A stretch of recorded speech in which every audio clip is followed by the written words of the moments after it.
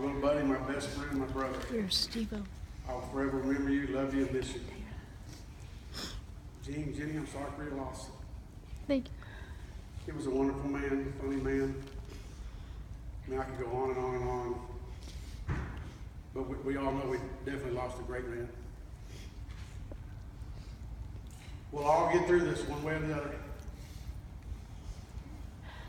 With help from the great man above. Philippians 4:13 says, I can do all things through Christ, which strengthens me. I think that'll help us all get through this. Jason was a good man with good values. We didn't always see that, did he?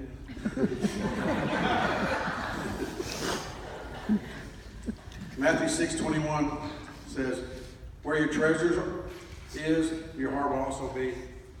Jason had many, many treasures. His friends, his family, his boat, being out on the water, fishing. Centerville, which is his land, where we hunted a lot together. But mostly, what was important to him was to share those treasures with his friends and his family. And that's the kind of man he was. He wanted to always share it with all you guys. Jason was also kind and generous. He was a caring man. Also, he took me in several times, and a lot of you here several times. Matthew 7:12 says, so everything you do unto others what you would have them do to you. And that's exactly what Jason did. He treated other people just like he wanted to be treated. And I think everybody in this room treated him just like he wanted to be treated. That's why you're all here today. When Jenny and Gene asked me if I wanted to speak tonight, I said absolutely. And then we kind of spent a couple of days together this week, and all these guys up here did. They're always asking me, what are you going to say? And Jenny said, well, just pick a couple of memories and tell about some of those memories that you remember. I said, good Lord of mercy. I don't know if you do this, but me and Jason have known each other since we were 4 years old. I think I'm not very good at math, but it's 42 years or more. So we have not hundreds, but thousands of memories together. You know, it kind of all started when we were in elementary school. And we were just 4 or 5 years old, running the streets of our neighborhood with a couple other guys that are in here. But what I remember the most, you know, back in those days, those early days was, you know, waking up. Well, first of all, we were in elementary school together, and I had the pleasure of riding the daycare bus home, and everybody made fun of me for that. And Jason got to be a car rider. And he got to leave school earlier than I did, and that's right, because I had to wait for the daycare bus. But one good thing was this. The daycare bus, and I didn't have to go to the daycare. He'd drop me off at the store, just like a regular bus. And I'd run on home all the way down to my house, and my little buddy was sitting on my front porch every single morning, sitting there on a chopper. That bicycle shaped like a chopper with long forks, red and white, flames going down the side of the gas tank. But he was there every single morning. Every morning that we had school, that's where we met after school. The days that we didn't have school,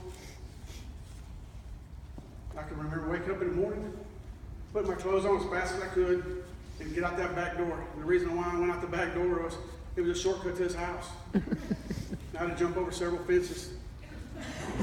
The first 2 fences I just hopped over, but then run down the road and then took a darted right into these other people's backyard. And for some reason, it was perfect because they had a trailer, 2 trailers. One was in the front yard, one was in the backyard. And I used the trailer as a ramp. I went up there, hurdled that fence, went to the backyard, hurdled the next fence. So it probably took me about 3 steps to get there. But I landed right in Jason's backyard. And we were always together. I mean, we were always together through high school, through our junior high years, and you know, remember playing, you know, little league football with him, and not just against him, but on the same teams. Junior high football, high school football. And I wrote a couple of memories down there.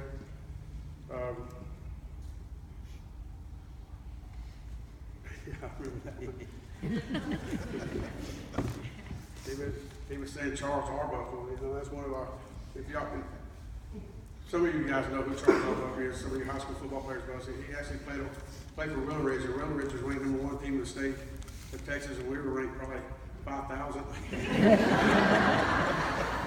And Charles Arbuckle ended up going on to play for UCLA into the big leagues, in the NFL. But he hit Jason so hard one time. And we watched this over and over and over again on film that he went 5 yards back in the air. I mean, literally 5 yards back in the air. Landed on his feet and kept running. That is no lie. 5 yards. So when Jenny says he was an athlete, he was definitely an athlete. He was definitely an athlete.